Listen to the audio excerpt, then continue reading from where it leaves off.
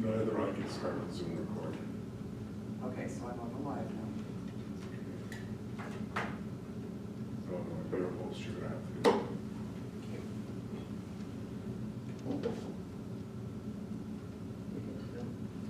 Okay, good afternoon, everybody. It is just after 2. Of course, we've had some technical difficulties, and I'd like to call the meeting to order. Most of council is present. Councillor Horvis is zooming in for today. So with that, I would like a resolution for the adoption of the agenda, please. Resolve the agenda for the meeting be adopted as circulated with the noted additions. Communications for action, 5.2, Winnipeg Metropolitan Region. New and other business, 6.5, Interlake Adventure Coloring Book. 6.6, GBADC Letter of Support BSC Grant. Okay, can I have a mover, please? Councillor Bazarowicz, second. Councillor Spicer. Any discussion? Hearing and seeing none, I'll call the question. All those in favor? Opposed? And that is carried. Councillor Horvis, I'm going to ask that if you're having trouble hearing us or anything like that, if you could just wave, because I can see you on my screen, and I can ask everybody here to just take a breath. I can hear you, but it's just not loud like your voice. Okay, I'll try and speak a little louder then. His internet is just awful. Okay, we don't have any delegations this afternoon. Debbie's on mute. Debbie needs to stay on mute. We do have a couple of communications for action, and the first one being the invite from AMM for a pandemic webinar. Madam Mayor, Yes. we just got distracted, but we haven't confirmed the minutes Last meeting. of last meeting of February 9th. Oh, we did the additions to the agenda. Okay, so I'm going to go back up to the confirmation of the minutes. So we all did have copies of those minutes, and I will ask for the resolution for those minutes, please. Resolve the minutes of February 9th, 2021, regular meeting of council be adopted as presented. Can I have a mover, please? Councillor Belanger, Councillor Sutherland seconds. Any corrections, additions, deletions to the minutes from February the 9th?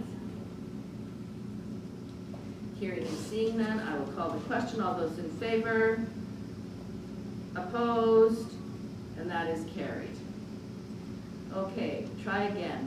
No delegations this afternoon. Communications for action. We have a couple today, and one of them, the first one is the AMM webinar that is being presented on, actually I guess it's tomorrow, February the 24th. Do we have a resolution for that, please? Yes, we do, Madam Mayor. Resolved, Mayor Feeble-Corn and council be authorized to attend the AMM Light at the End of the Pandemic Tunnel webinar on Wednesday, February 24th, 2021. Can I have a mover, please? Councillor Horvis, Councillor Strang seconds. Any further discussion? Question? Go ahead, Councillor Bazarowicz. What time does that start at? I believe it's 10 o'clock.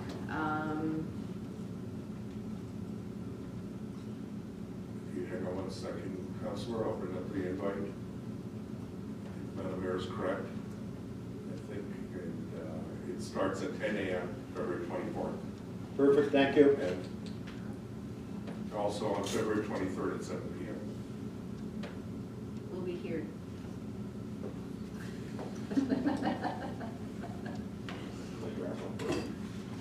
Okay, so I had a mover, I had a seconder. I didn't call the question, so I will call the question. All those in favor? Opposed? And that is carried. Okay, the next one we have is 5.2, and this is the Winnipeg Metro Region, and it's the presentation of the draft Plan 2050 webinar, and that is for all members of council. And I'm gonna say I have to encourage each and every one of you to join the seminar or the webinar. We talked about it yesterday, and I think, you know, because it is the 8th, 9th, and 10th of March, the 9th doesn't work for us because we have council that day. And the way Colleen Sklar explained, she would like the councils there in the morning. And I believe she said for the WMR councils, the Wednesday morning would work the best, so that's the 10th.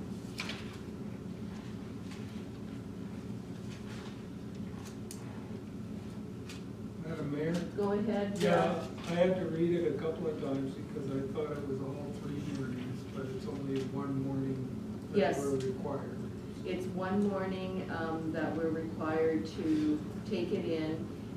The mornings have been set aside, as I said, for members of councils and elected officials.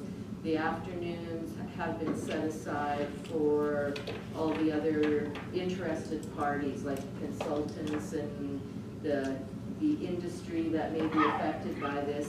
And, you know, I feel it's very important that we all do tune into this, and if you have the opportunity to go on the website and read some of the information beforehand, that would be excellent. But the website, I can't remember, it's Plan 2050, I believe it is, .ca. Deepak, do you have that information handy, or can we make sure that council gets it?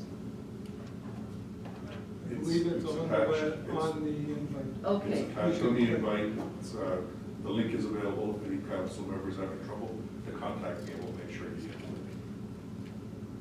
There's lots of reading, lots of material, and I guess we're getting closer to it getting to the province. It's supposed to go to the province by the end of March, so they want to have some consultation before that happens. So do we have a resolution for this one, please, Deepak?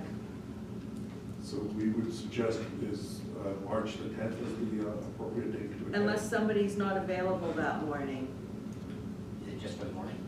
Yes. Okay. So resolve, Mayor Peeble-Corn and council be authorized to attend the WMR Plan 2050 webinars on March 10th, 2021. Can I have a mover, please? Councillor Bazarowicz, Councillor Sutherland seconds. Any further discussion? Question? Go ahead, Glenn. Are we gonna try to set this up here? If that's your wish, I certainly can. Set up a webinar in our council chamber now that we're able to meet there a little bit more often. We can certainly social distance in there and have all of council in that room. Go ahead, Councillor Strang. I'm also in a rec conference that same day, so. Is the 8th better for you? Nope, that, we'll just leave it and I'll just, jump Okay, stuff because, around. yeah, because I was gonna say, if the 10th doesn't work for you, then you could probably get in on the 8th, but you may be on your own to do it, kind of thing.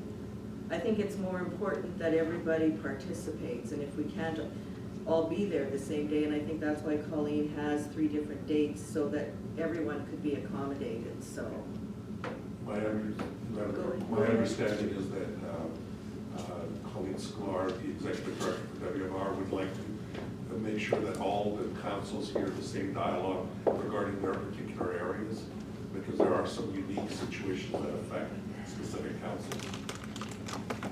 That's only, it's only for the morning, so I'll just go back and do that conference, no problem. And if you can't attend in person at the foreign office, you can certainly still zoom in. Thank you. Yeah. Okay, any other questions or comments? Have a mover, have a seconder, I'll call the question. All those in favor? Opposed? And that is carried. Okay, new and other business. Municipal relations, there was an email, and I'm gonna let Deepak explain what that email was all about. Thank you, Madam Mayor. As you may recall, council had a meeting with our Minister of Municipal Relations, and we highlighted several things to take into consideration with the Minister of Municipal Relations that the RM would like to address. One of those items that was addressed was the ability for us to do some regional sharing of wastewater services, especially the wastewater services offered by the province parks at the Grand Beach Park area. And during that meeting, the minister was supportive, and we received an email from one of their policy program analysts suggesting that what we can do is submit a resolution to get some support from the Manitoba Water Services Board to do the detailed study and analysis. In that, we did do a study and analysis in the past by Genovar, and what I will do is communicate with the Manitoba Water Services Board after the resolution and share the study that's been done in the past so that they can possibly update it and reduce the cost of Manitoba Water Services Board and open up our application. So today what we have is a resolution to move forward with requesting for support on this analysis, and it opens an incredible possibility for us to offer wastewater services, piped wastewater services to our residents in the community of Grand Marais, whether it's business or residential. Go ahead, Councillor Boulanger. This is really exceptionally exciting. I think it's the beginning of a change for the north end of our municipality. I think it's the beginning of something exciting coming to that area. People have been waiting for this for, I don't know how long. We've been talking about it for probably 15 years as a council, as a municipal government. I think there's going to be a lot of interest. My question to Mr. Administrator is, when can we sort of indicate to some people in that community that there's some dialogue going on? Because I think any little tidbit of information to those folks up there would be, we're not saying it's happening, we're saying we've been asked for some dialogue and some open conversation about the possibility. I think that's what they want to hear up there. Well, I guess I'm looking at it, and we are going to be passing a resolution today, which is going to be the public record. So, Okay. you know, I wouldn't say too much about it in my mind, but I'm still looking at the way it's listed on here, and Deepak and I had this conversation yesterday, that it says to hook up the Grand Marais Lagoon to the Grand Beach Lagoon, which is not right. And that's in the email request from the province of Manitoba. Right. Our resolution corrects that. It says the Grand Marais community to the Grand Beach Provincial Park Lagoon. Right. So I think that was just a misunderstanding on communications with the park, but the intent is to definitely connect the community to the lagoon, never a lagoon to a lagoon. Well, and that's, and Yeah, but if you read the notation on the agenda, it says lagoon to lagoon. So that's what got me thinking, and I mentioned it to Deepak yesterday, but I see that the resolution is worded properly. So if are there any other questions? Mr. Horbus. Go ahead, Councillor Horbus.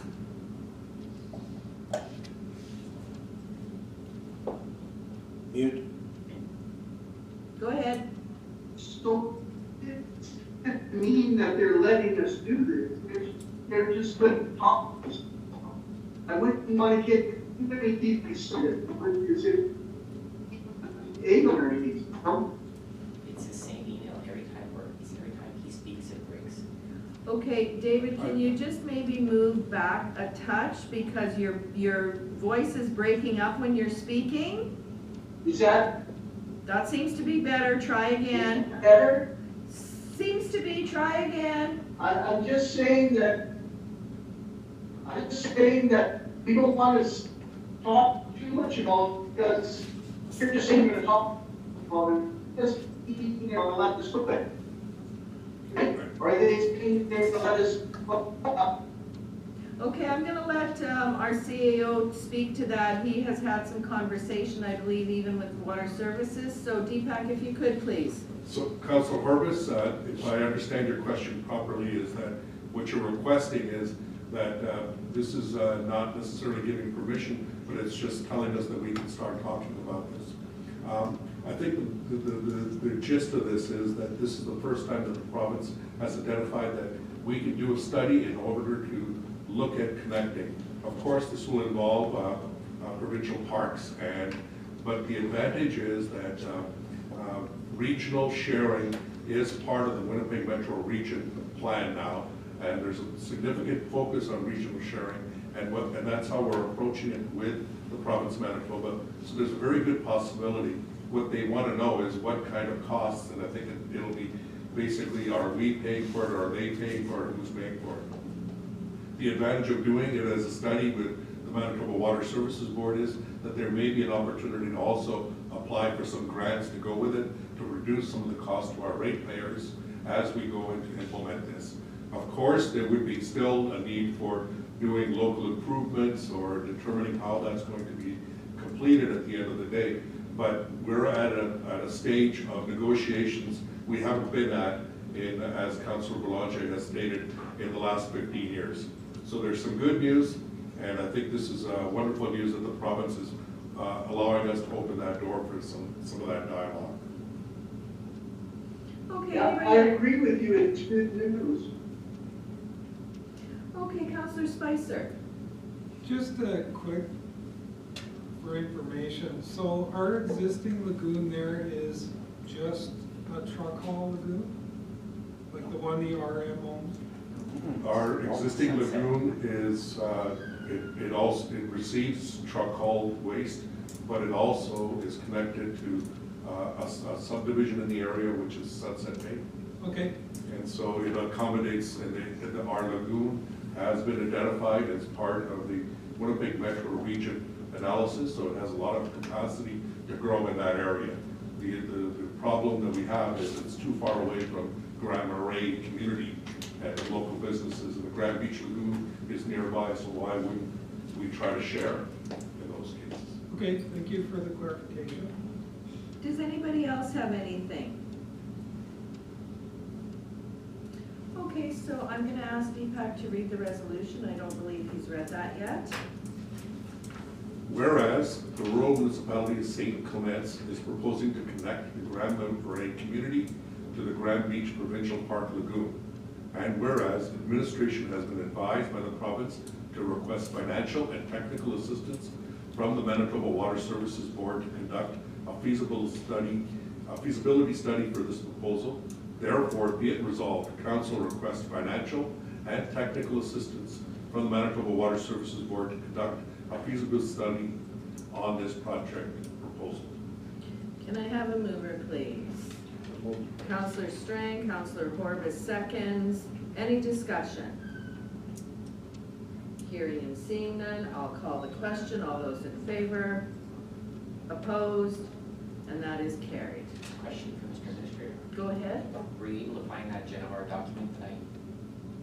Found the electronic versions, and the hard copy is still somewhere in my office. Okay, that was my only copy, so when you find it, let me know. I have an electronic version, I'll make sure you get a copy of that as well. Awesome. Okay, the next item is 6.2, which is the, no, it's not, it is 6.2, the East Selkirk Water Treatment Plant. Thank you, Madam Mayor. This is a confirmation of our commitment to the Water Services Board. We haven't passed a resolution yet as to continue on with that project. We have passed a resolution to do the study and the detailed design, which is underway right now. And the Water Services Board has requested for us to now pass that resolution to support it. As you know, a borrowing bylaw 12 of 2021 has already been, or 2020 has already been issued. And that is going forward. It's, and I'll be speaking to it further in my update, but what this is a resolution of council to participate in the $4 million project. Okay, thank you for that. Any questions before the resolution gets read? Not seeing any hands go up, so I'm going to ask Deepak to please read the resolution. Whereas the application to the Manitoba Water Services Board was approved for funding under the Manitoba Restart Program for a membrane softening water treatment plant upgrade to begin in 2021. And whereas the RM of St. Clements wishes to start the detailed membrane softening water treatment system upgrades in 2021 with completion of the upgrade by March 31st, 2022. And whereas by bylaw 12/2020 being a bylaw to provide for the expenditure and borrowing of funds to upgrade and expand the facilities and services of the East Selkirk Water Treatment Plant has been submitted to the municipal board for approval. Therefore, be it resolved that council of the RM of St. Clements by resolution commit $2 million in its 2020 financial plan towards the membrane water treatment system capital upgrades upon municipal board approval of bylaw 12/2020. Okay, can I have a mover, please? Councillor Sutherland, Councillor Bazarowicz seconds. Any discussion? Questions? So just for clarification, all we're doing really here is accepting their grant and saying we're gonna pay our half. Correct. Thank you. Anybody else have anything? Hearing and seeing none, I will call the question. All those in favor? Opposed? And that is carried. Okay, the next item on our agenda, 6.3, is the 2021 gravel program. And we all have the administrative comments and the breakdown and everything else, but if Deepak has anything else he would like to share, please go ahead. Just that this year there was a bit of a uniqueness that as part of the gravel program was a request to take a look at limestone and to see if limestone would be beneficial and could be used in certain areas. And we've had some aggressive pricing on limestone, as well as we've had some good aggressive pricing on the gravel. And there's a recommendation that we would use limestone in certain sections of our community, and the other sections will continue on with the gravel. There's been some review of the gravel capacity. There's been some reviews of how well it's been working, and we found that from past years to last year, we've been getting some better quality from our suppliers, and our testing has been continued. So they're recommending to move forward with 2 suppliers where we have Inland Aggregate for the limestone portion, and where we have Chabot Enterprises for the gravel. Questions? Go ahead, Councillor Boulanger and then Councillor Sutherland. This is good news. I mean, the last time we looked at limestone on our roads,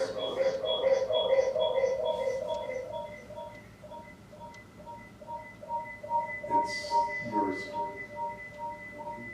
There. You have to turn your volume down, though. No, just, no, that's it. Okay, you're good? Right, Okay. this is good news. The pricing is incredible, especially limestone from Stonewall, which is the premium limestone in this province. The last time we limestone our roads, we found that it really put a good crust on the roads. It was a change up from going with the road gravel. And we found when we cycled it a number of years ago, we haven't done this for a while, that it really made improvements. So I'm really glad to see that the areas that they chose for this are getting it, because it's going to be a big change. Thank you for that. Go ahead, Councillor Sutherland. Pretty well the same comments, because I'm glad Inland came in at a price that we could get them. Because from Stonewall, it's a much better gravel. Like Chabot's limestone is no good, too soft. So if we were to get this from Chabot, we'd run into the same problem we had years ago. So it's nice to see we've got 2 different suppliers. And that, you know, supplier from Inland coming from Stonewall, it'll be good, for sure. Go ahead, Councillor Spicer, and then Councillor Bazarowicz. Oh, I guess I'm just gonna ask, was the problem that you had before when it got wet, it turned to slop? Okay, so, yeah, I'm interested to see what it'll do with Stonewall. Because we ran into that in the past, other lifetimes. Thanks. Thanks for that, Councillor Spicer. Go ahead, Councillor Bazarowicz. Just wondering, are we gonna start our own crushing program this year? That pit up that way? Well, I And think, is there gonna be limestone in that pit? well, I don't know that we can tell from the surface whether there's limestone in there, but I think the process is still moving forward. I believe that our consultant is doing some work, and Of course, we do have to have public meetings and things like that, but maybe Deepak has a little bit more information, a little bit of an update on that. I was going to provide it as an update on my Okay. CAO report, but to give you a quick brief update on it is, and I'll skim through my CAO report, the work has been completed by our consultant, that are ready to start approaching the various community members to explain what was being looked at and to get input and make sure everything is addressed. They've done the research, they've taken a look at all our studies that have been completed in the area, where it's going to be, what impact, if any, it's going to have, what options there are to move forward, and then start the dialogue with our community in the area as well as stakeholders in the area.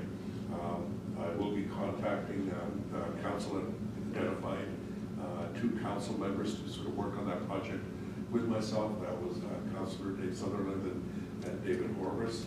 And so I'll be contacting them to make sure that we've covered all the stakeholders, to make sure letters are ready to go out shortly. So we're expecting that we should have some dialogue and consultation and be able to make a decision hopefully by this summer.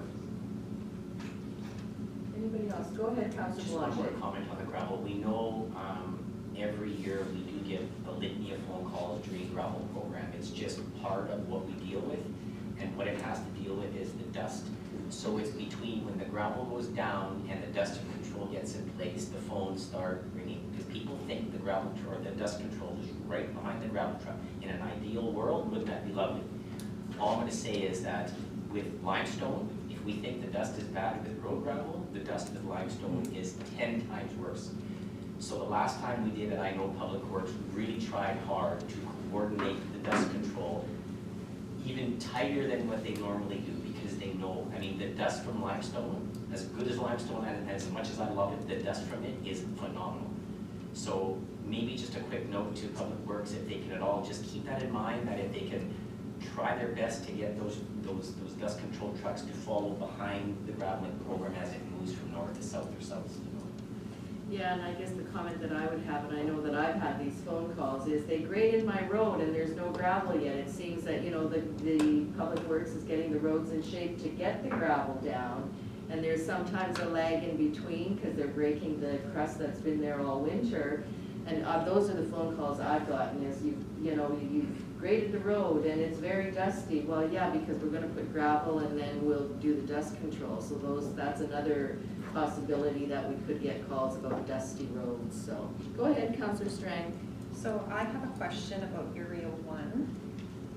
So I'll be getting calls on that one. But, so if that's gonna be Jabot, who's gonna be testing? Like, I like the clause that's in here, but who's gonna be, is it Greg or someone from our RM is gonna be testing to make sure that we're getting the best quality that's stated in here? It's part of our requirement is when we receive that there's a program to do the testing as the gravel is being supplied. And in some cases we're we send our people right at the location where the gravel is being collected at. Go ahead, Councillor And I think Spicer. we did that in Area 1 last year and it worked pretty well, didn't it? Correct. Okay, anybody else have any questions or comments on the graveling? I believe we do have a resolution for the gravel program for this year, so I'm gonna ask Deepak to please read that one.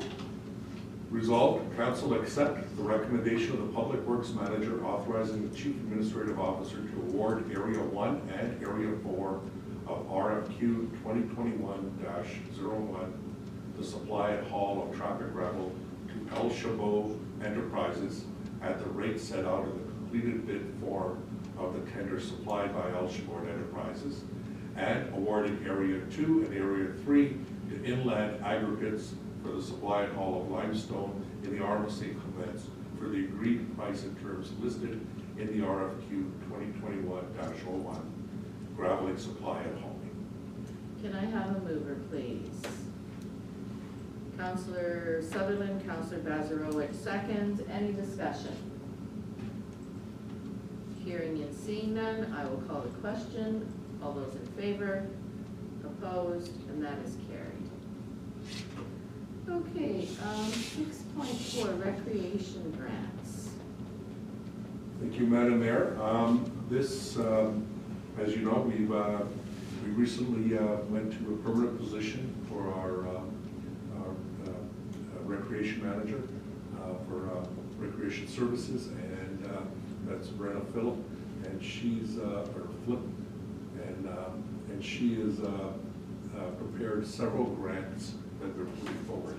We're looking at a maximum of about $60,000 to $75,000 as a commitment, but we're looking at several. It could be well over 100,000 in grants if we get them all. Specifically speaking, the amount that's identified for the building communities, part of it, which would be about a $60,000 grant, need from the RM to match the funding if we get $150,000, is a good use of our funds, and is similar to our budget from last year. So we don't anticipate it being a significant impact on the budget that we'd be balancing to last year at minimum. There's another $15,000 maybe of extra costs that have been put in here, but there are significant opportunities here. The programs that we're putting forward for is the first is the recreation participation program that she's put forward, and that's for $1,000, but to help set up some activities within the RM. There's the activity pad for the Building Sustainable Communities, and that's where we're looking at about $150,000 to add into our South St. Clements Recreation Center, or Activity Center, sorry. And for that, that would be a $75,000 commitment, but again, it's requires a certain amount of funding, 10% from outside, so there'd be a $60,000 request on the part of the RM. The funding is available for the other commitments. The other is of the co-op community spaces program, which is another $150,000, and there's no requirement as part of the RM on that part of the program. And additionally, there is the startup equipment grant, which we're requesting for various recreation programming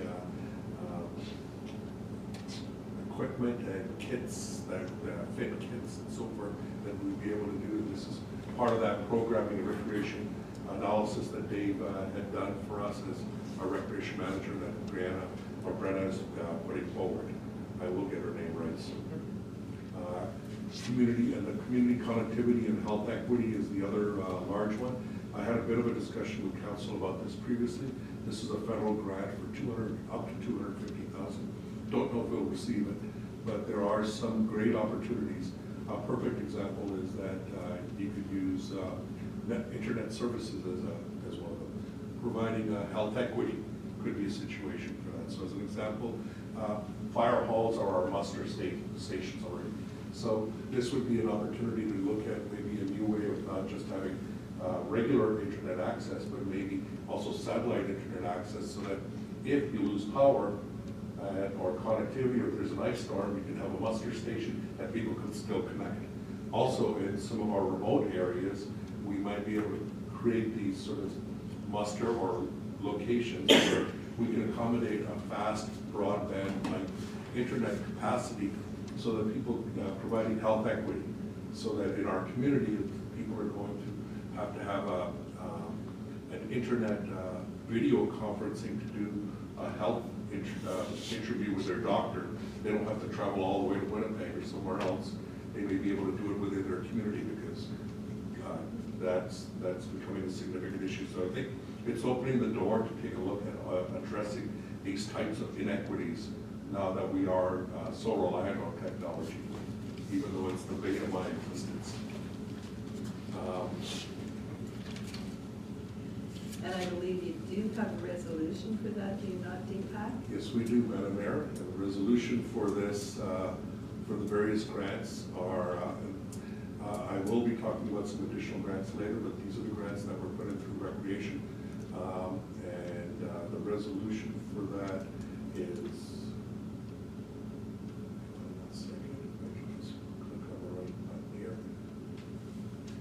Resolved, the following grant applications are supported by council. Participation Community Better Challenge Grant, St. Clements Recreation Day. Building Sustainable Communities, South St. Clements Activity Center, Activity Pad. Co-op Community Spaces, South St. Clements Activity Center Park. Selkirk and District Community Foundation for Recreation Program Startup Equipment. Canada Healthy Communities Initiative, Community Connectivity and Health Equity. And further, be it resolved, a funding commitment for each of the following projects be authorized pending grant approval. Building Sustainable Communities, $75,000. Can I have a mover, please? Councillor Strang, second. Councillor Spicer. Any further discussion? Go ahead, Councillor Strang. I just want to let you know that I'm working with Brenna, being on the South St. Clements Activity Center, and I missed Dave King, but she's filling those shoes. Like, she's very excited, very knowledgeable in different things, and just her enthusiasm just going forward is fantastic. So I can't wait for everybody to meet her. Anybody else, any comments or questions? Okay, had a mover, had a seconder. I'll call a question. All those in favor? Opposed? And that is carried. Okay, Interlake Adventure Coloring Book.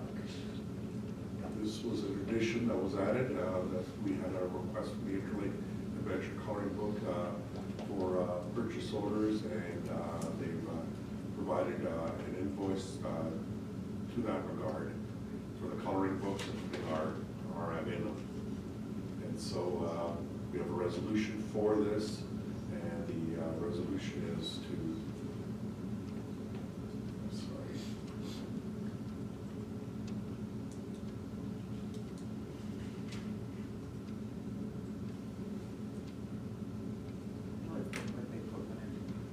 sorry, we don't have a resolution for this at this moment. It is to resolve to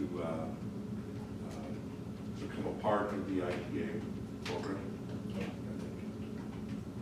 Yeah, we can come back to it if Heather has an opportunity to put a resolution together, so. How many would we want to purchase?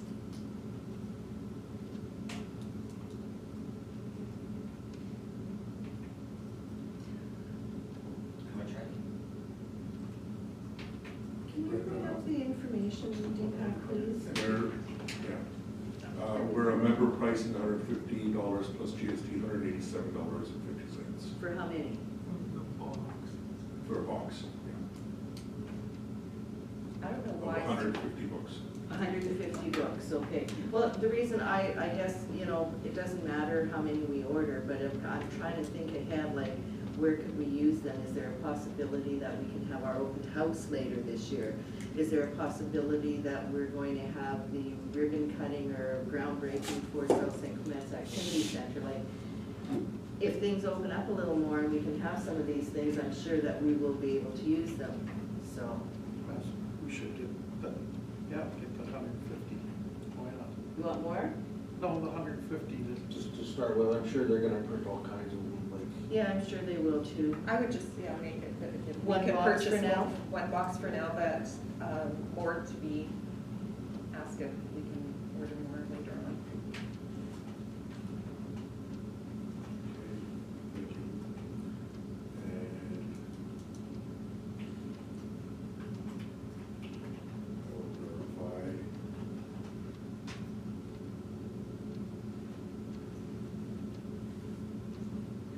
I'll just read out what I think you should say. Okay. Resolved, council authorized the CAO to acquire one box of 150 books from Interlake Adventure Coloring Books. Okay, can I have a mover, please? Councillor Sutherland, Councillor Bazarowicz seconds. Any further discussion? Hearing and seeing none, I'll call the question. All those in favor? Opposed? And that is carried. Okay, 6.6, that's the Grand Beach Area Development Corporation. I guess they're looking for a letter from the municipality for a grant that they're requesting. Correct. Can you bring These their are- letter up? I brought their letter up, let me share I it. can't see it. Yeah, I'll share the letter. Thank you. Because this was an addition, correct? This was a new addition, we only received the email yesterday, and what I can do is also bring up the email. Give me a second, you can see the letter as the share. And what I'll do is I'll bring up my email that I received today, this morning.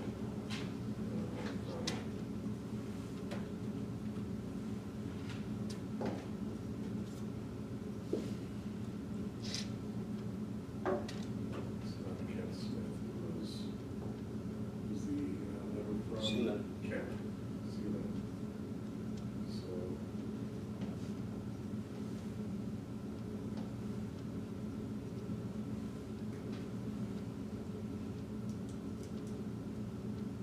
And further to that, I'll share this email. And he's identified that they're looking for about $2,500 from the LRAM specifically. And so what they're doing is, we asked for, they sent a request to our economic development officer yesterday, requested to get this, and because of the timing needed, that it needs to be submitted by the end of the month. Yeah. We had to put it on as soon as possible. In order to accommodate this, what they're looking at is putting up some signage. So what they're saying is the project of Grand Marais Community Center infrastructure and beautification upgrade is focused on providing accessibility through the Grand Marais grounds to the new Welcome to Grand Marais sign that was erected. GBADC has paid for a sign and installation, including undertaking landscape around the sign, which includes rock garden, complete work to provide access to the sign through the grounds. We are also applying for Building Sustainable Communities Program government grants.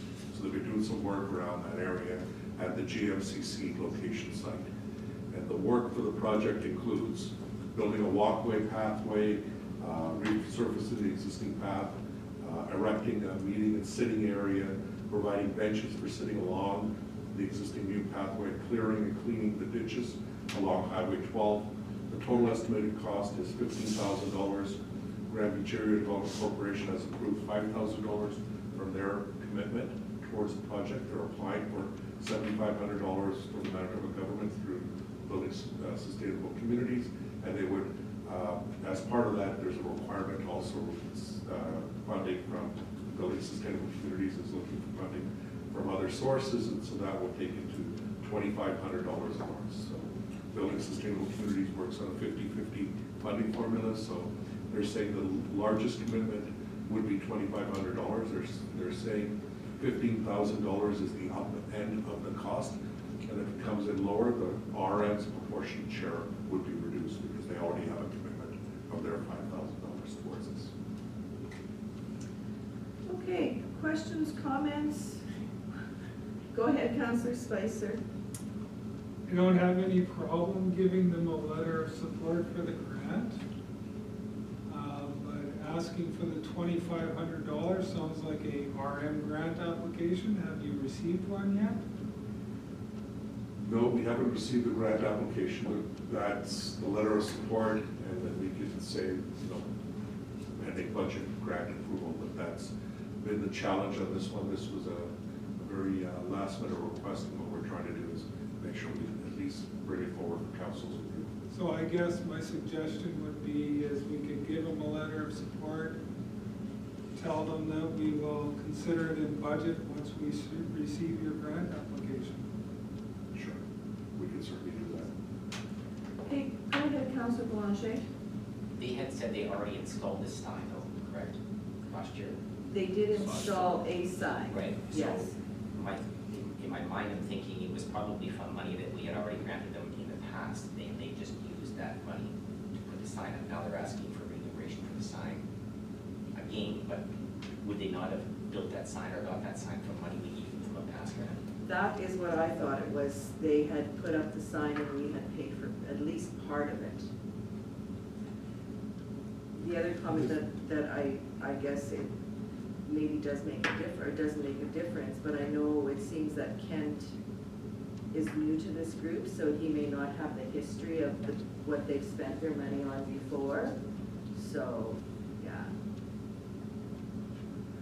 I don't want to nickel and dime anybody, but I'm just saying if we've already given them money for us, not even necessarily for a sign, but if we granted them their 2020 grant allotment, and then in 2020 they built a sign, they would have used the money that we, through our grant process already. Well, I know there was some discussion on that sign that they had put up because it wasn't quite what we had thought it was gonna be.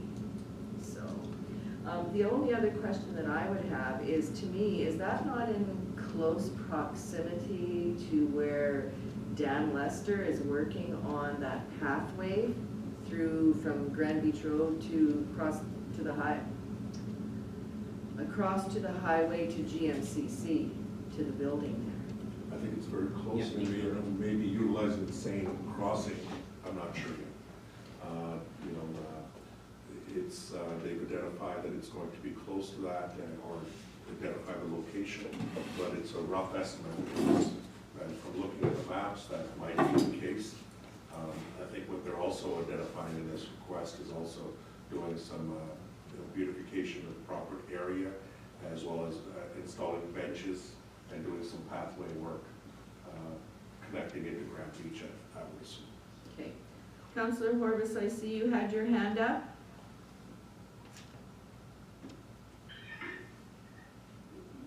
Yeah, it's this part of the,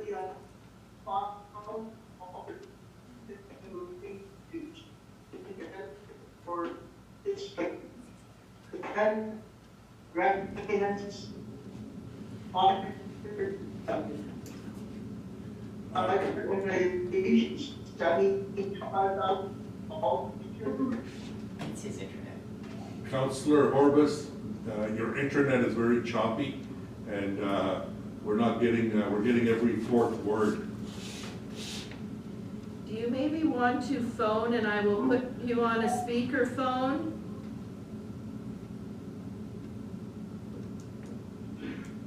phone. Yeah, phone my cell and I'll put you on the speaker and then we can all hear what you're saying.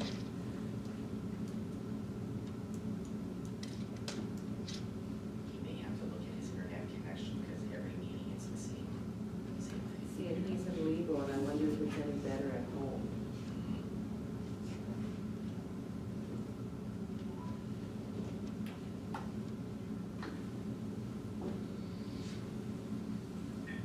Okay, I got you and I'm putting you on the speaker, so say what you were going to try to say when the internet was not good. And if he could mute his, yeah. Okay, so is this part of the $5,000 grant that we said we were going to give to each community club? Because we did say we were going to give grants up to $5,000 to each organization or each like Lebo or Stony Point or all those places. Is this part of that? Or is it like they in Grand Beach they have like 5 different organizations? So is that going to cost us $25,000 or? To be clear, this is not part of the funding that was given for the 5,000 that were for the community clubs that like GMCC, GMRA, the Lebo area, East Selkirk Rec Center, and others that are also functioning as our muster points, and that's one of the reasons that we gave the $5,000 grant. This one is specifically related with the Grand Beach Area Development Corporation, who are doing something on the GMCC site.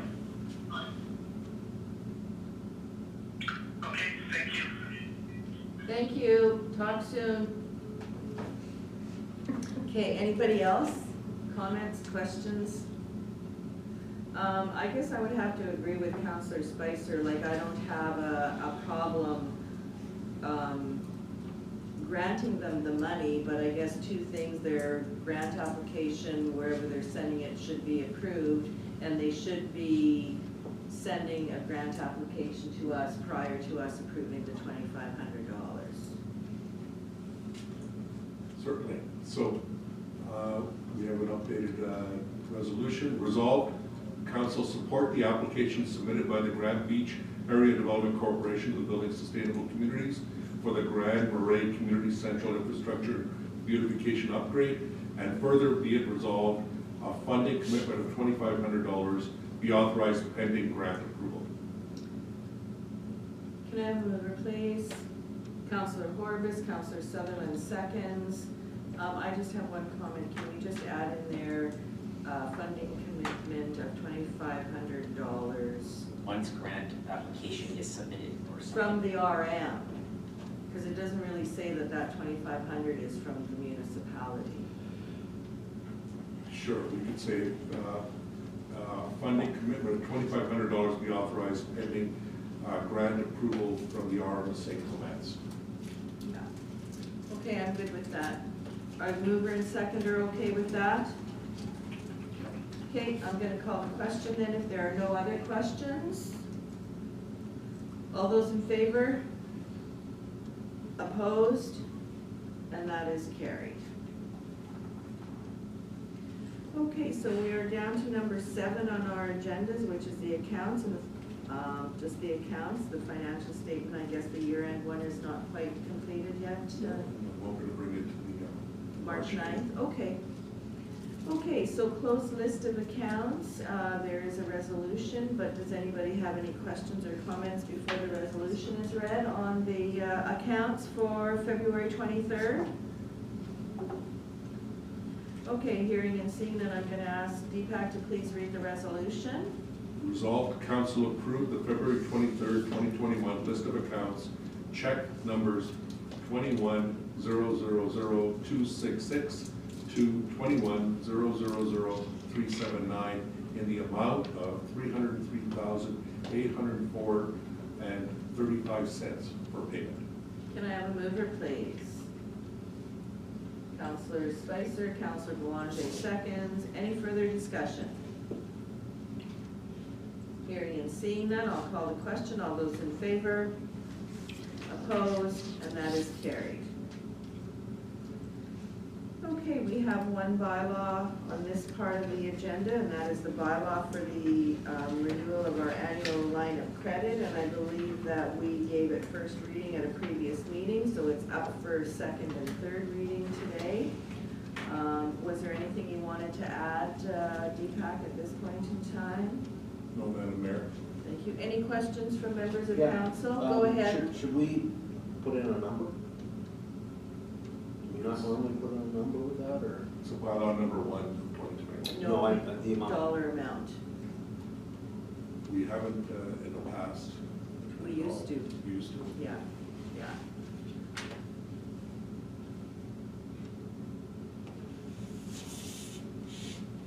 I don't know how long ago, not that long ago. I remember it. You've been around for a while.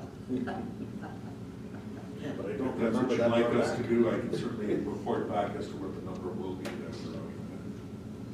think the idea is to have the establishment of the line of credit so that we can draw upon the line of credit as necessary.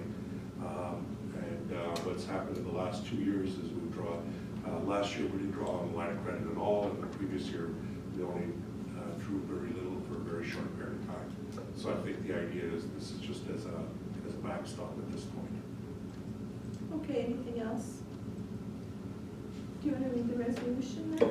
Resolved bylaw 1 of 2021 being a bylaw for renewal of annual line of credit, if required for current year expenditures, be given second reading.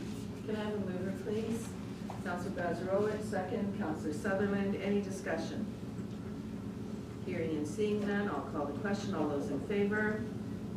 Opposed? And that is carried. Okay, and we can proceed to third reading, but remember it's a recorded vote, so I'll ask you to keep your hands up. I can't see everybody on my screen, so if you want to read the resolution, please be back.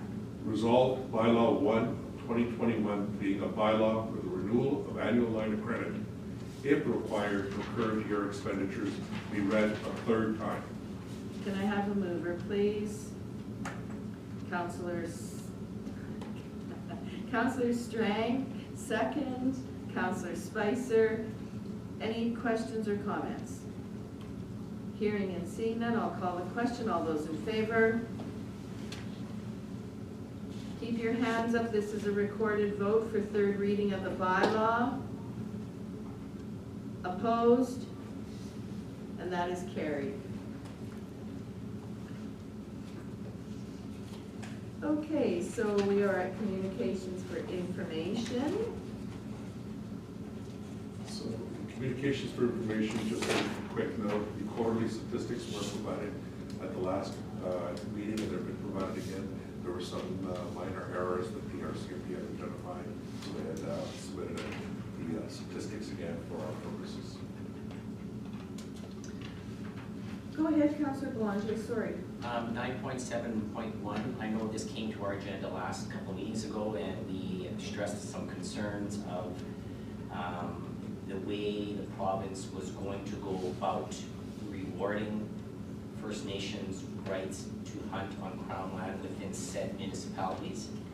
And at that time, I just want to ask the question to Mr. Administrator. I think it did go forward that St. Clements did stress its concerns that if any Crown land was rewarded, that we would be notified and have a right to indicate either our displeasure or that we were still concerned about discharging the gun at night. So I just noticed that Riding Mountain wrote a letter indicating that very same concern of, at the end of the day, you're discharging a gun at night. I don't care where you are, it's night. Night is night. And I want to just make sure that St. Clements is on the record or that we've sent a letter to the government on this topic, that when they get to around our municipality and they start thinking about rewarding Crown lands to applicants, I don't know how the province is going to handle our rebuttal to it to say that we're against night hunting. So I just, if there's anything new on that, or Nothing I know, but I can certainly follow up and then report back to the next council meeting. okay. Okay, thank you for that. And I'm just gonna go back to the RCMP report, and I don't know if Deepak was gonna mention it in his CAO report, but he and I got an invitation for a meeting tomorrow, the 4 municipalities like we used to have. And I guess I was just going to ask if there's anything that council wants us to bring up with the RCMP, we will certainly do that. So if you could let Deepak and I know, or one of us know tomorrow by noon, because I think our meeting is in the afternoon or even a little later today. I know the one thing that I was gonna bring up is to see if we could maybe have our community consultation virtually, if that's a possibility. I know, we wanted to keep doing that, so that was one thing. And I don't know whether they've got statistics that they want to talk about or not, but the other thing that really frustrates me, and I don't know how you people, if you have the same issue, I have on a regular basis somebody phoning me saying that my visa has charges to it, and they're fraudulent charges, and so on and so forth. And I had a good one today, actually, just before I came here. Your social insurance number is under scrutiny by the federal government These are phone calls that you're getting? on my house phone. Yep. And I am so frustrated with them because today I wanted to phone back and say like something not very nice, but I couldn't even redial the number. It's best not to redial those numbers, then they know you exist. Well, I just get so frustrated because I bet you it happens at our house, only on our landline, mind you, We don't get it? at least 4 times a week. I get it too all the time. Do you? I just don't pick it up if I don't recognize the number. And Heather, you say you get it too on your cell phone. So, I mean, to me, it's very frustrating. The thing is now, that they You should use our call it area out. code too, so you're answering it thinking, I think it's a resident some of the time, or you're not answering your resident because you're thinking it's a scam call coming through, that there's nothing comes up in a name on your phone, so. CBC News had did a story on this, and the situation is that they had to bring the telcos together to be able to stop this phone spoofing. What they're doing is they're masking themselves, and the only way to do that, and the RCMP had tried, they've started investigations, they've tracked some of these, but these are people outside of this country, and some of this is part of the dark web. There's software being distributed out there that allows you to do it. If they get less than 1% of people responding, they're making a lot of money off those people. Okay, Any other comments or questions on the communications for info? I was going to add the RCMP. Yes. I think like hats off to the residents of St. Clements or the people driving, because we're looking good compared to the other RMs. Sorry, could you put some of those stats up? I was reading them, and it's like for 2020, we've kind of held our own, our loss, we've gone down. It's nice Yeah. to see, you know, Yeah. there's a few that were up, but over the last 4 years, There's the share. it's kind of interesting, yeah. Oops, sorry. You know, like impaired driving. Yeah. Lots of them were down, and there's very few of the Got it. categories, you know, would actually gone higher in 2020. So it's kind of nice to see.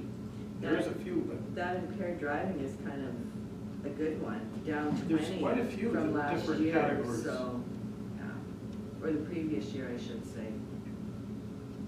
What I looked through was the theft, 'cause Right. and I think with COVID, it's changed a lot of the dynamics, because people being at home too. There's more people around. suspicious persons was up, false alarms were way down. False alarm 59. Yeah, I just found it kind of interesting, you know. And I think you're, Theft I think, under- Counselor Strike is right. False alarms, if people are home, there's no alarms to set up. Yeah, And, that makes sense. And so it's the same thing with why suspicious has gone up. Because people are home and they're noticing somebody suspicious. Yeah. Yeah, property theft at 28 compared to quite higher levels, so it makes sense, yeah, people are home, so. Anyway, it's a good, some of the stats are Yeah, kind of good encouraging. stats, yeah. That's all. Okay, if there is nothing else under the communications for information, I will move on to the council reports.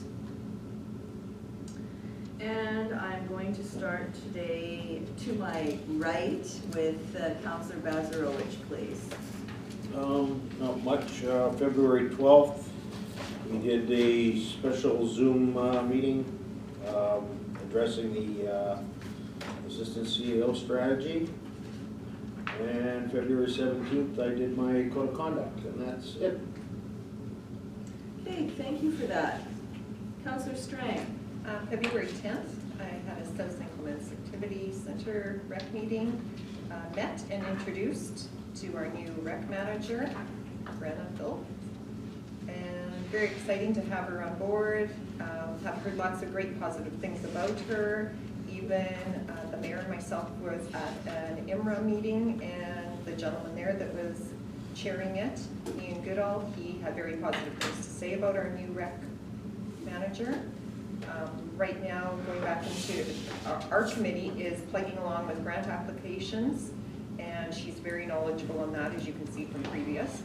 And we are sending out emails, introducing ourselves, and hopefully, possibly getting a meeting, because that's how we're gonna get some funding that we're trying to wiggle around. Future funders.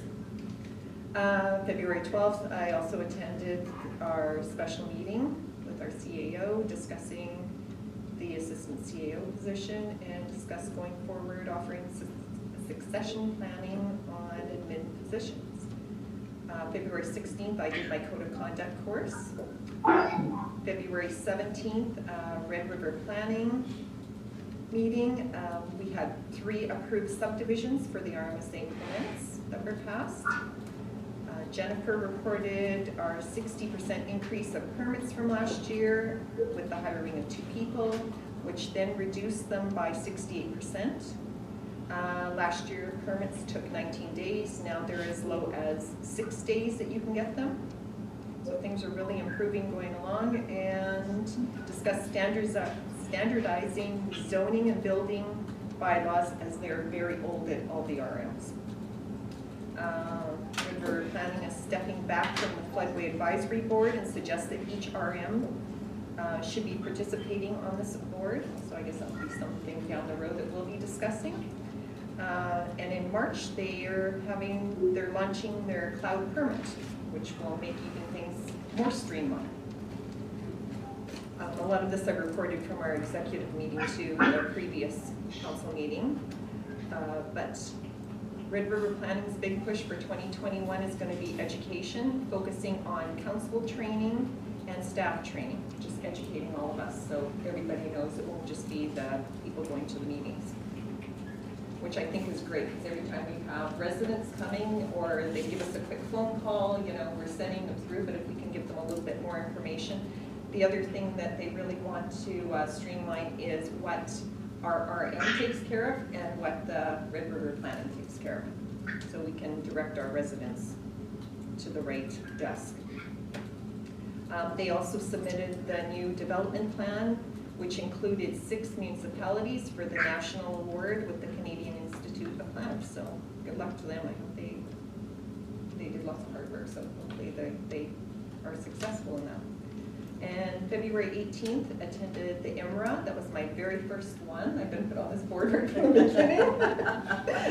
And actually, I didn't know what it was about, but it was really good. We sat around. It was more of a round table, and all the RMs went around and just discussed what was going on for rec, how COVID's been involved, what the RMs are doing to make things better, and you know, the thing is, recreation is the glue that keeps the community and the people together. So I know it's a very important thing.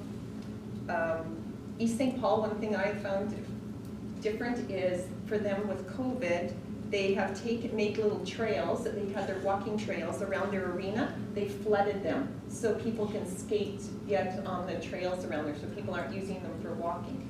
But it spread them out because they have the 2 rinks, I believe it is. But Shelley was saying that they don't have them working. They aren't all the time because they're so soft. But she said that way too, that if there is an amount of people there, that people are skating on the trails. So I found that would be interesting. yeah, very interesting thing to use some of our trails. That was an in-person meeting you had with that No, it was Zoom. Zoom? Yeah, everything's Zoom now. Yeah, Zoom. As all the RMs spoke, Ian Goodall, he went over, he was just sitting there and watching him, he's writing everything down, and then he went through grants that are available at all the RMs. So, and I know Brenna's covered a lot of them for our area. But yeah, I thought that was really great. Lots of information. And February 22nd, I had the last course offered by Community Futures. It was sponsored by the Interlake Tourism, and it was legal responsibility of boards and board development and functions, which I found very beneficial. Actually, they had 3 courses. They were all sponsored by Interlake Tourism, but I really think it would be good, like just everybody being on boards and all these committees, and especially say for our community centers, if they could do like a crash course. Every course that I took was 3 hours. It was a long time. We had one break in between. But if they could do something that condensed down a lot of really good information, like, you know, even like what is the purpose of the chair, what are there, it's just the functioning of everything. Because, you know, different areas, you listen to some of them at the community center level and it just seems like dysfunctional groups. So, and it makes you sit back and look at yours, like, you know, are we going on the right path too? So, yeah, really good information. And that's it. That's it for you? Okay, thank you for that. Go ahead, Councillor Sullivan. I'll be brief. February 12th, their special meeting. That was it. We spoke about it, so. Okay. That's all you have this That's time it. around? Okay, thank you. Councillor Spicer. On February the 10th, I did my code of conduct training. On February the 11th, we had a regular Gaynor Family Library meeting. Just a few tidbits to report. So the audit's moving forward, so you should get that fairly quickly. E-books is now 40% of the circulation. We are going to take the possibility of a little bit of a budget hit because the Healthy Child funding may end, and we're going to lose about $4,000 there. We do have some of our program is suffering because of COVID, adult and seniors for the most part. The building's doing fine. We got a $5,000 provincial bridge grant. Our strategic plan is still on hold. We did go through what our thoughts should be in regards to the COVID-19, I guess, some of the restrictions not being as restricted. But we're staying with curbside, and we are allowing for some use of the computers because not everybody has a computer to do their taxes and that kind of stuff because it's coming that time of year. And of course, there's contact tracing we have to do, so.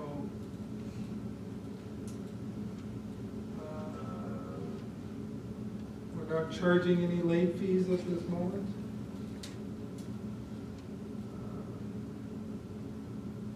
One of the board members brought up the City of Selkirk and Red River Planning District upcoming meeting, and if that is going to affect the library in any way. And there's a 20-year paid lease by Red River Planning District, so the operational library shouldn't change if the city decides to do something different. Next meeting is March the 11th. And then February the 12th, I attended the RM Human Resource meeting. Thank you. Thank you for that, Scott. Go ahead, Councillor Boulanger. February 11th, we had a meeting with Selkirk Biz. They went over their nominations. They asked RMs to provide nominations for businesses in their respective municipalities. They're planning on moving ahead with their BizBucks again this year. It was a brief meeting, and that's pretty much all that we discussed in there. February 12th, we had our special meeting, and February 18th, I did my code of conduct course. Didn't take very long. That didn't take you very long. I read as much as I thought needed. I took very similar. You took shortcuts, did you? I took similar courses with the government, so they were very, very repetitive. Yeah. There was a way to speed forward, or what? That is it for me. Thank you for that. Go ahead, Councillor Strang. Councillor Boulanger, I just want to ask, did we submit anybody from the Arm of St. Clements? Needs to go forward. Okay. Debbie and whoever else, quite a few went in. Okay, great. Yeah, it was very hard. Brett said that no one else had submitted names, but I kind of picked and chose some just random people, and you know, there was a couple from Grand Marais there, and then I told her to put in a trucking company, but I didn't know which ones. I said check the business directory, and it was very, very hard to do because those categories were like, there were only like 4 categories, not like it's been in the past, and it was all to do with how people kept going through COVID. So I'm not sure what some of the businesses did during COVID, so I just kind of plucked some names out of the air, and hopefully maybe we'll get a winner or two. I don't know. So I like the old way much better. Yeah. So, Councillor Horbis, do you have a committee report, please? Nothing, he's got Oh, nothing. Thank you very much for that. Okay, I'll do mine. February 9th, we had our council meeting. February 10th, I had a WMR executive meeting, and this meeting was called to discuss the structure of the Capital Planning Region Board. It was an opportunity to have input from WMR on future capital planning region. We talked about some positions / members could be non-elected people. The models of other regional planning districts were looked at and will be revisited. Also, we talked about there will be a peer review of the draft plan, and there was a couple of names submitted. Deepak and I put a couple of names together for the peer review of the plan. One of the gentlemen that we put forward was to be, they were going to talked to him earlier or late last week, so I'm hoping that he'll be one of those peer groups. February the 12th, we had a WMR board meeting. The consultants were all present to further discuss Plan 2050. The plan is structured into 4 areas. It's the intro, the setting the regional context, the framework for growth, and the implementation. We reviewed the integrated communities and infrastructure, the watershed districts, agriculture, investment, and employment and governance. I do have to mention though, as far as watershed districts go, we're in the East Red Watershed District, and I don't know how many municipalities are in that district, but there is only one municipality that actually belongs. Like the rest of the municipalities don't belong. And I brought it up because I said, you know, even though we are in a watershed district, we don't contribute anything, we don't belong to it. So what's gonna happen to those municipalities that are within a district but don't belong to the district? Like, it's kind of different. Like on the west side of the river, like St. Andrews and all those municipalities on like Stonewall and Rockwood and all those, they belong to the watershed district, whereas on our side, the only one that does is East St. Paul. So, I don't know if in the CAO's meetings they had any discussion on that part of it or not, so.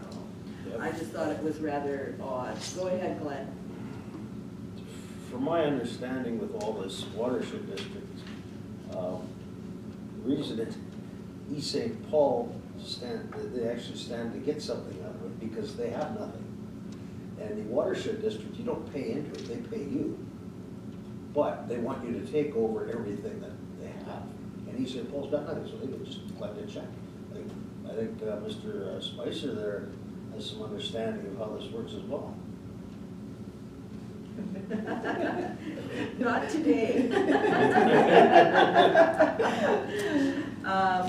Okay, February 12th, Deepak and I had an interview with that Business View magazine, and it was about a half hour on the phone with a couple of people, and they are going to, we provided them with highlights of our strat plan and what has been done recently and what we're planning to move forward, and I just peeked at my phone and we did get a email from them. They want to move forward and they want some more information from us, so we'll have to look at that in the next couple of days.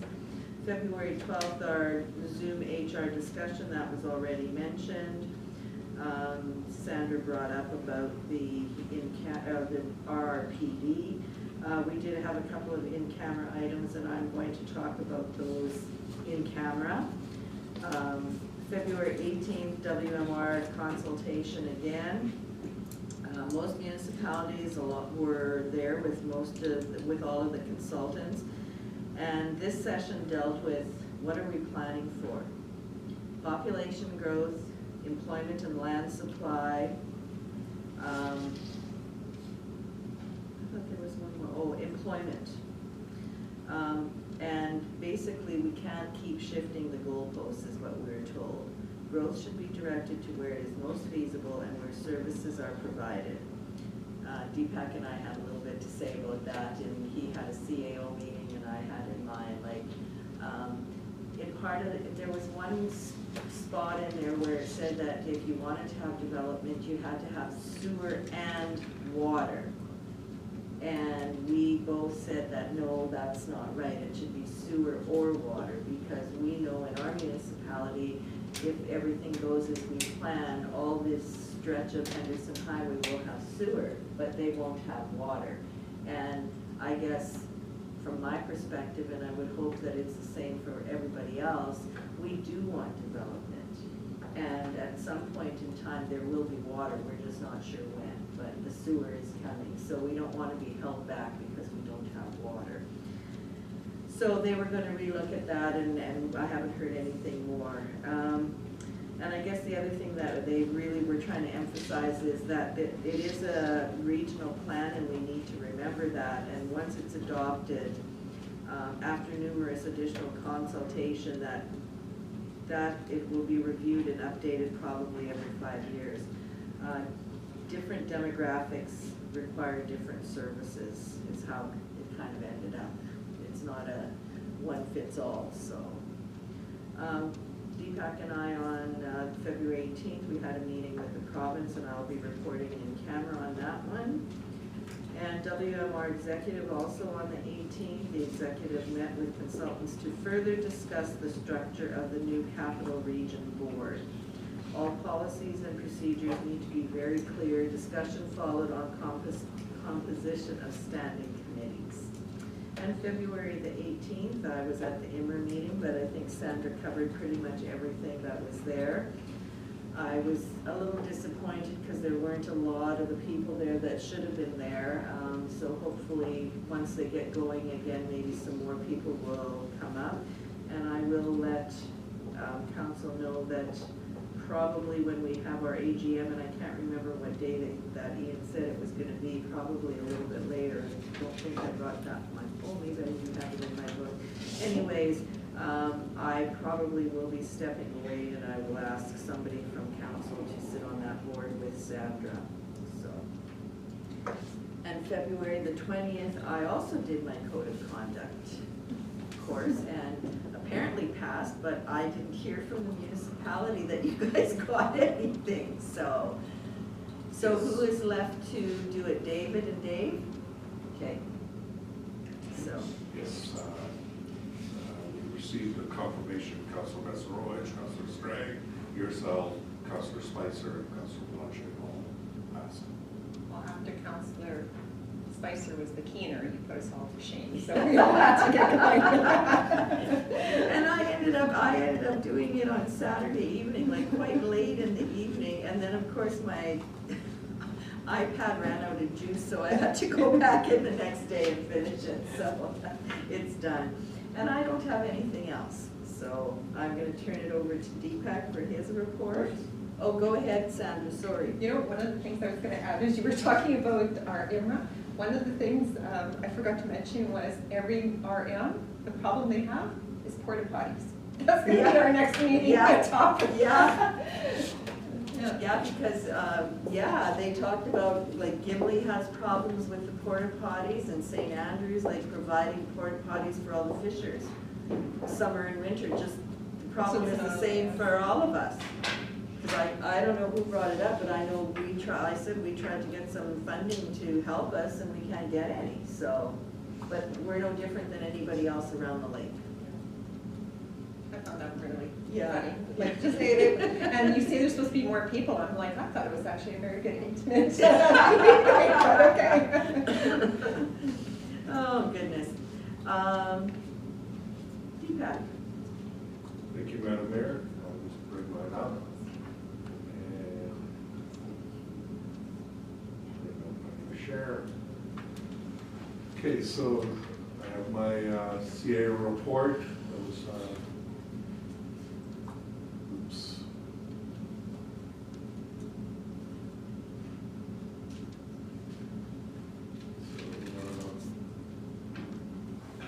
I'll just zoom it out so everybody can see it better. So to start off, the capital borrowing status and review, the capital borrowing projects, bylaws 12 and 13 have been submitted to the municipal board for approval, and our understanding is it will be reviewed by the board on February 25th. So in 2 days they will be reviewed, and we should be able to get an answer back quickly on those. For your reminder, it's the Henderson Sewer Project and the water plant upgrades for the water softener for the East Selkirk Water Treatment Plant. Along with that, we have the grant applications that we've talked about already through recreation. Along with that, we're presently working and submitting the Water Services Board. There'll be hopefully 2 applications done for Friday. One will be for the Henderson Sewer Project to expand and also take a look at the capacity of putting in a water line from the East Selkirk Water Treatment Plant all the way down to Lockport, so that we can be able to provide water and sewer services in Lockport. Of note is the water treatment plant is being designed with a 50-year outlook, so, and it's taking into consideration the the growth in Lockport, specifically Lockport area for the businesses, and hopefully hopefully also our industrial park, which should have a significant impact, and possibly even for fire protection purposes. We've also had some discussions with the arm of St. Andrews, who are looking at possibly connecting it to our water if we bring it into Lockport. So it gives us a good opportunity to identify that this is a regional approach. I'll be having another meeting with Dick Bennett from our utilities as consultant, and Greg Ellison, our public works manager, to discuss this further on how we're going to move forward. The Manitoba Water Services Board has agreed to do the design. We've already requested them to do the design work internally for just at cost to be able to determine the actual costs for running a water line from East Selkirk to Lockport. In addition to that, there's some new information. We've been approached by Manitoba Hydro at the Manitoba Hydro generating station, and requesting to connect into our sewer and water. And we know that they are closing down the generating station, but their lab will continue to exist on that site, and they'd like to have our sewer and water. So we'll be negotiating, which is another wonderful approach to show that we're working in a regional approach, working with our Crown corporations as well. Sounds like a land swap.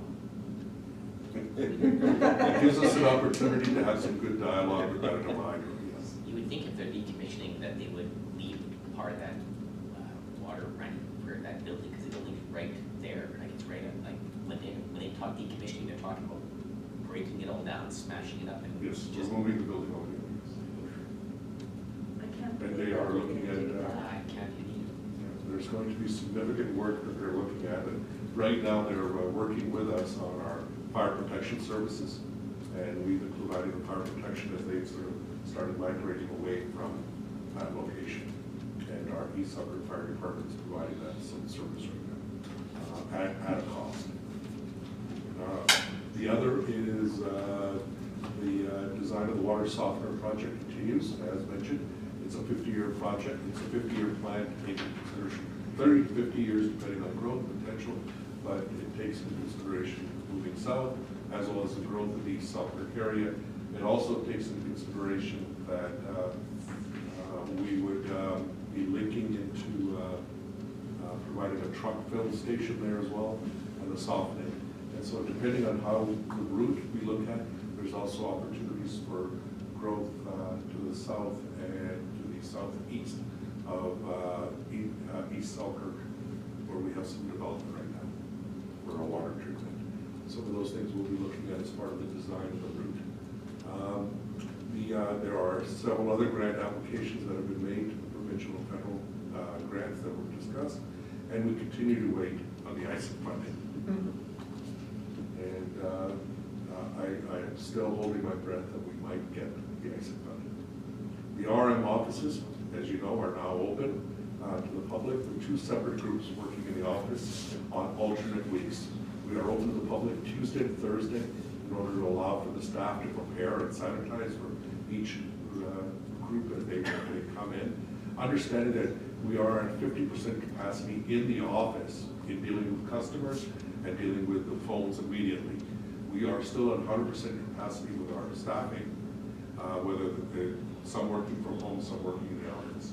But because of that, we're learning, and as we're adjusting it, as more restrictions are lifted, we will start opening up our offices more as well. And things are looking very good, and I'm very happy to say that we've had no cases in our working group, and that's very good news.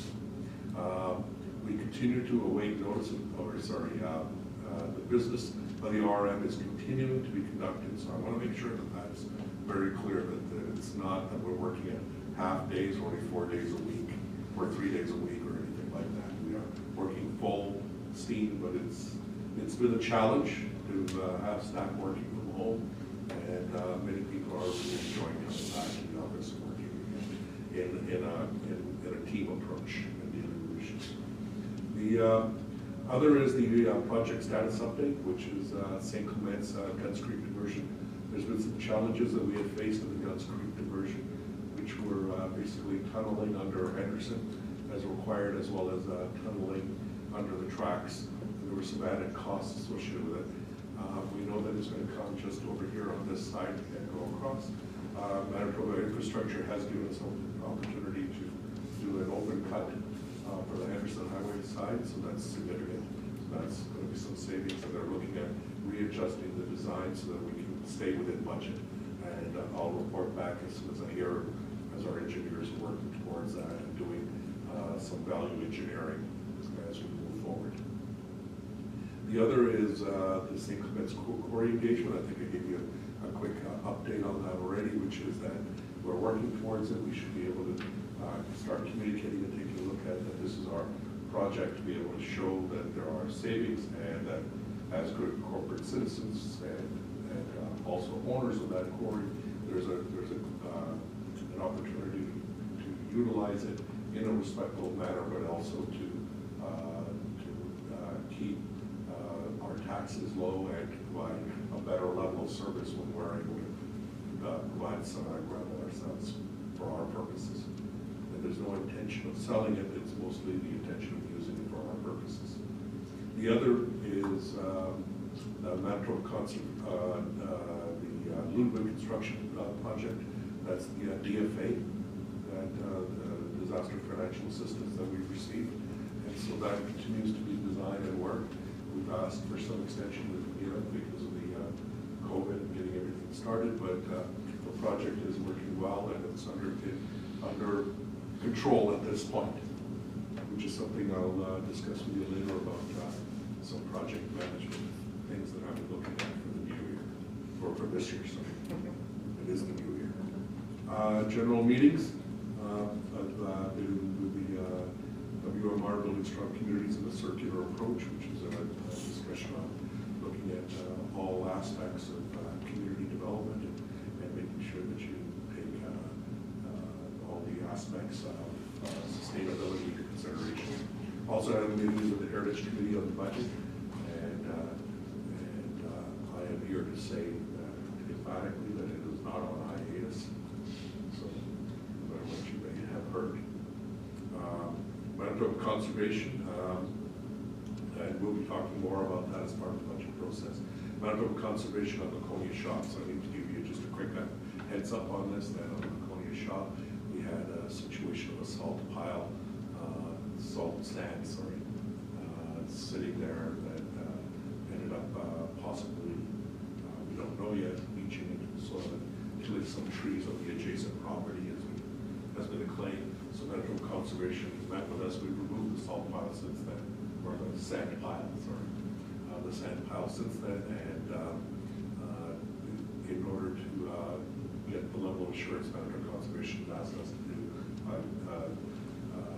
level 2 environmental impact analysis on that property to make sure that there's no damage, no issues associated. So there's some costs associated to the RM, but probably a soil drill or a soil test drill or something. soil test drills, yes. So it'll be more than just an exercise of looking at what was the information and doing analysis on that, but with the actual testing of soils in different places to verify. It won't be as significant. I just a question. Yeah, sure. It won't be as significant as we expected. We're only focusing on specifically related with the sand pile that was near the construction. Go ahead, Councilor. So somebody probably to the east of them would be the closest house. Correct. So they don't know for sure, but they think that the sand.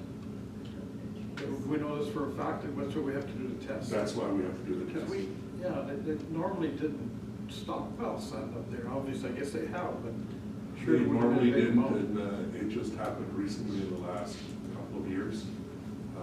It wasn't this winter, it was the winter previously. And what it was I think the thought process was that it would be used for, it would be easily accessible there for the staff to use and not thinking that it needed to be stored in a situation where it's got salt in it, and that salt bleached in. And so it wasn't a significant pile, but it was a pile. Yeah, that's what makes me wonder, because we never stockpiled. No. At least I don't remember. We've never stockpiled there, and we don't anymore, and this was a decision at the time. So it'll be interesting to see when they do these test holes. Yes, and what the. Maybe it did. I have my doubts, but whatever. Okay. I would have my doubt as well. I don't think salt travels in that fashion. Manitoba Conservation is very clear as to what they need from us. Yeah. And we have an obligation to comply. Sure. Thank you. General meetings, along with the Manitoba Conservation, there was a CIA review of the draft plan 2050.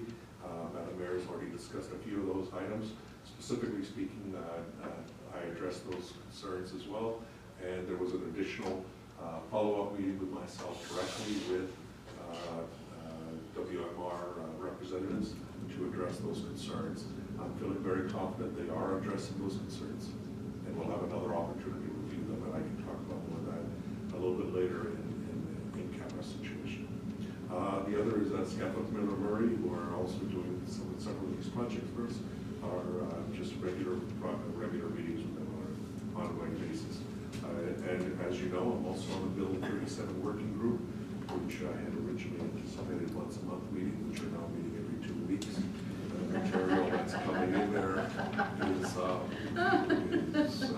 inundating with the item. It's very difficult. We have a team of people generating material in the province, and for the advisors to be able to keep up with that reading.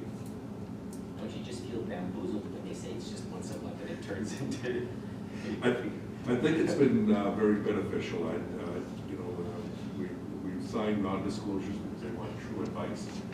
What I can say is a very good working group, and they are listening very well, and everything that's been communicated is recorded and managed, and it's very well run. I'm very impressed with the dialogue that's occurred. So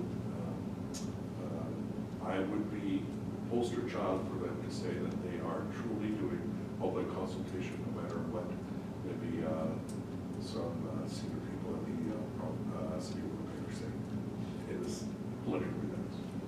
Go ahead, Scott.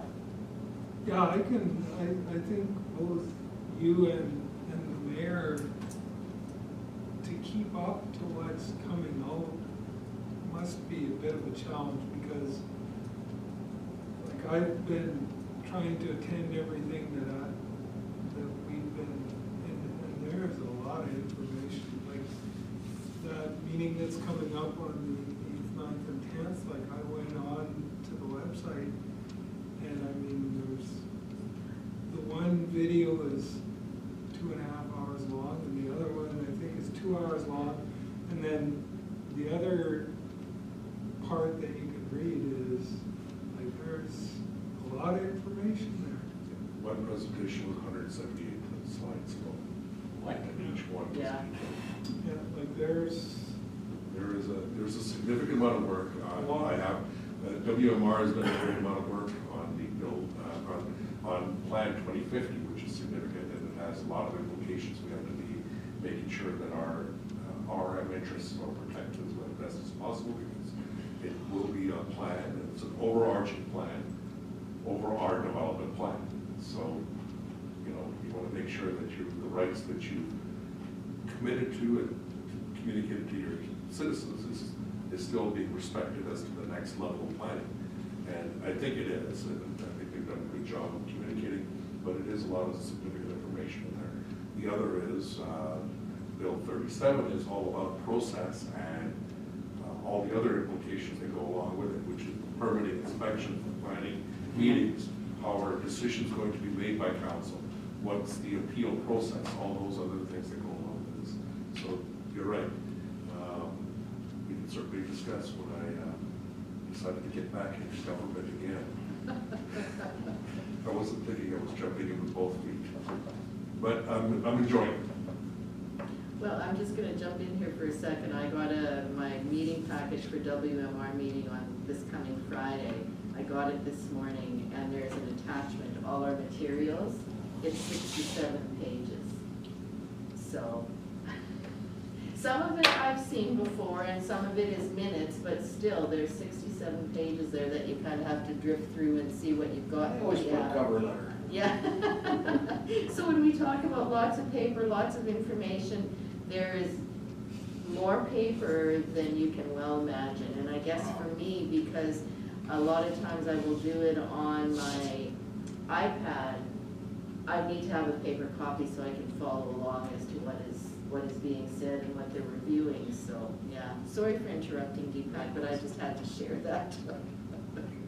And finally is the RRPD on planning files, Red River Planning District on various planning files. Excuse me, that I've been working with RRPD on some of those that we'll be discussing throughout this process, but some of those are on an ongoing basis. Heather and I meet regularly with them so that we can keep track on what's going on, where we are. I can also say that Heather just made a comment to me yesterday that the demand for development related requests have increased dramatically in the last couple of weeks.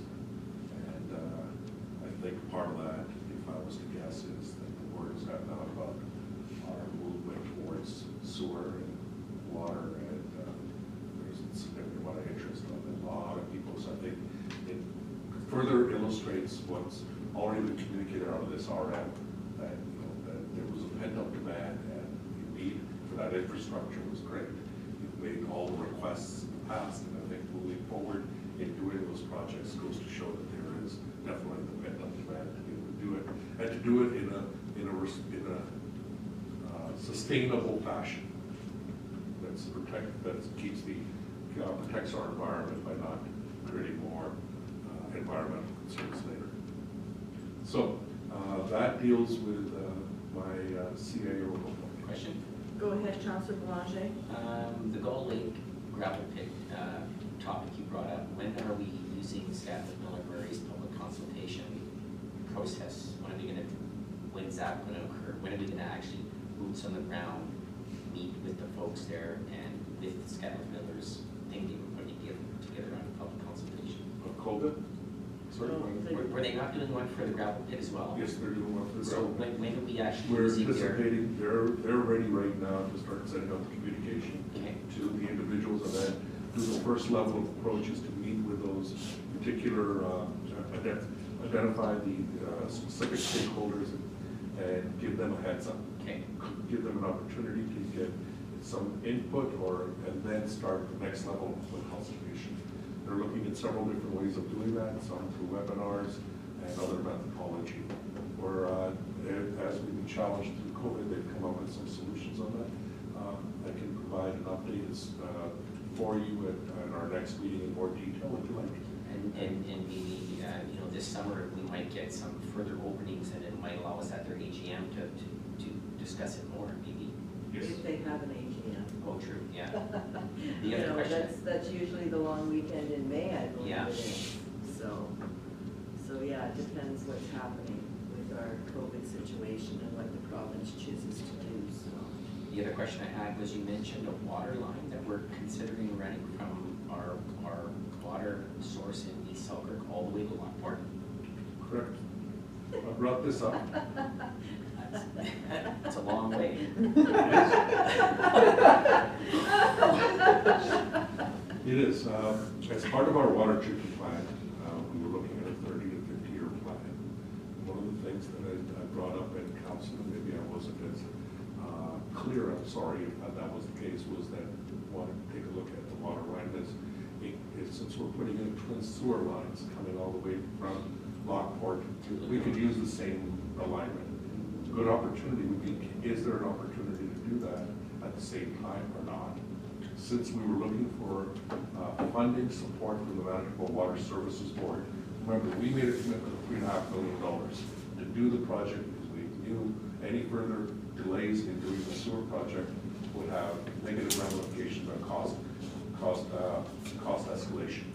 Because of that, we anticipate that if we could get support from the Manitoba Water Services Board, then we could do phase 1 and phase 2 of our sewer project.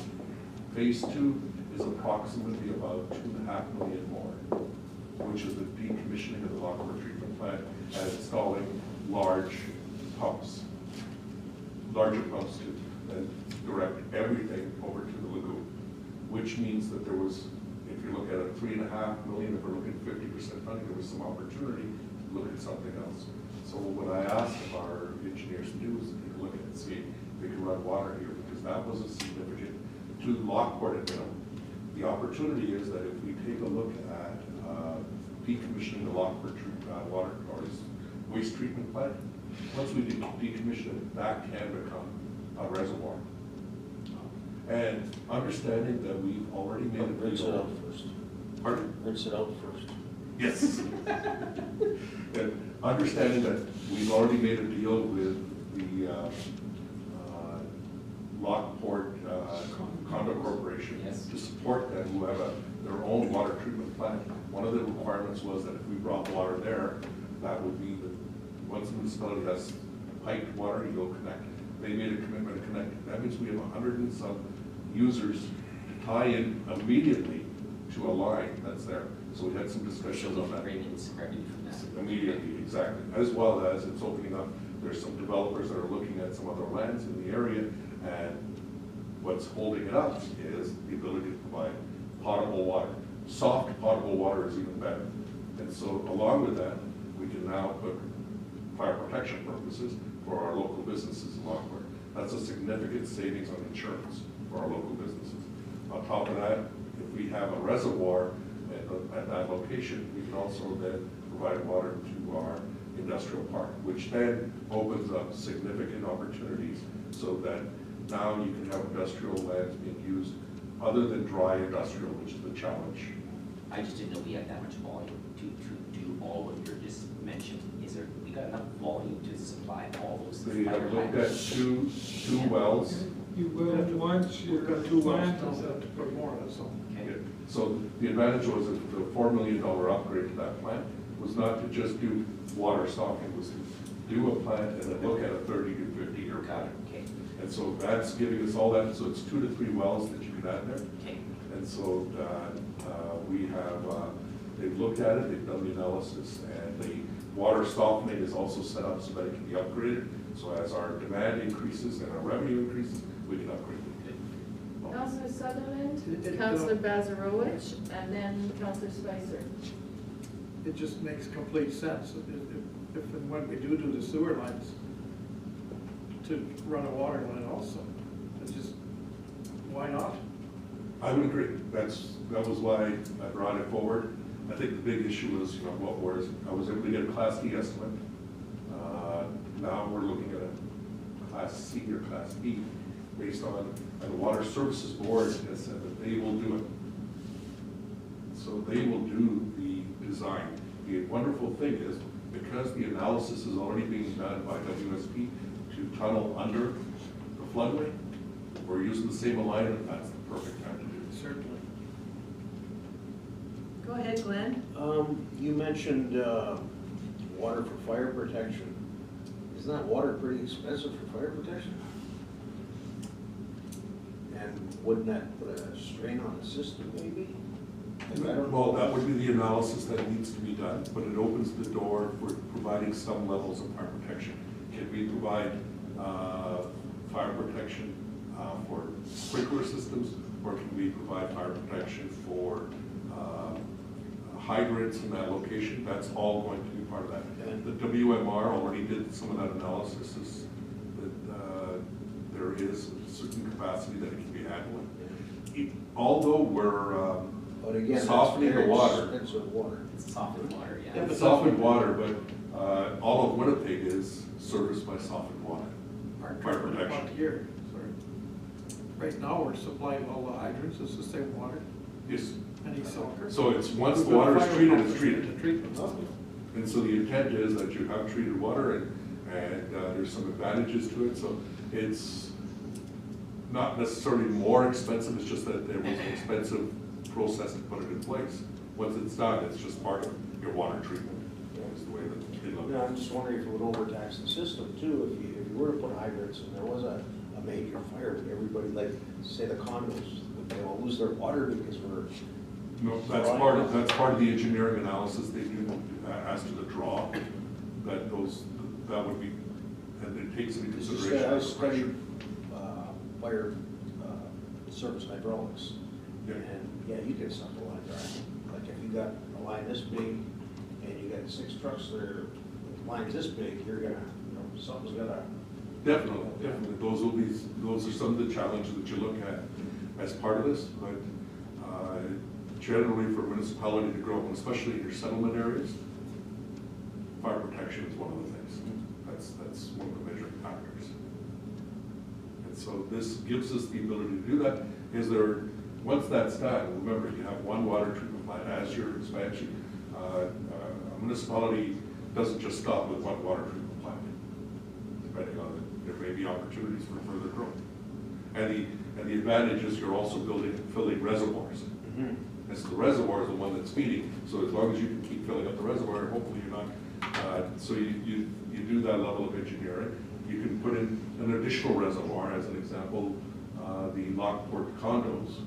One of the things you look at is once you provide piped water to them, you might put it into a reservoir right there where their current water treatment plant was, so that reservoir would be feeding it. So there'd be ways of being able to manage it. On top of this, we've got St. Andrews willing to go and put an application in to run a pipe under the river to connect it to the other side. So if that happens, then we're providing water and we're doing it at regional level from East Suffolk, which gives us an opportunity to grow. So those are all possible scenarios that we're looking at as we're moving forward. Scott, I believe you had your hand Yeah, up. I was just gonna add, I think Deepak kind of covered it. You had asked about, do we have enough water? The answer is the expansion in the Selkirk's gonna help a lot, but once you add reservoirs, that helps a lot too. And it also, when you're looking at your fire coverage, typically that means your reservoir gets bigger. So now you'll have more volume to be used. So those two things are good things to look at. And of course, the engineers, because you always ask questions about well, how come this is so big? Well, here's the calculation. If you want this level of fire coverage, this is what it takes. Exactly. Okay. Are you done with your report, Deepak, or you got something else you want to add? I'm done. I'm just, I have Tyler waiting To talk to us? talk to us on the Okay. bylaws, so I just want to make sure that I let him know Right. we're ready to deal Okay. with it. Heather, do you have anything that you want to add to the reports today? You're good? I'm good, thank you. Okay. So I guess we'll go in camera, and if Tyler is available, Heather's not sure what time we're gonna break for supper. So if Tyler wants to join us now, or did you want to do some of the other things first? I think maybe what we can do is deal with Tyler and go on camera and deal with Tyler's Okay. request. Yeah, And then that way he can leave the office and deal with his other issues. yeah. And I'll wait for him to connect, and while we're doing that, I can cover some other items with you. Okay. So the resolution to go in camera, please. Resolve, council recess the regular meeting and go into in-camera to discuss legal and personnel issues. And further, be it resolved that all matters discussed are to remain confidential as per section 83, 1D of the Municipal Act. Can I have a mover, please? Councillor Strang, Councillor Horbis seconds. Any further discussion? Hearing and seeing none, I'll call the question. All those in favor? Opposed? And that is carried. So further, if you can stop the recordings, the two of them. One advantage we've learned is now we can at least edit our recordings at the beginning and at the end of these. Okay. So that once we put them on, if there's any recording issues, we can try to manage. Any shenanigans? Yep.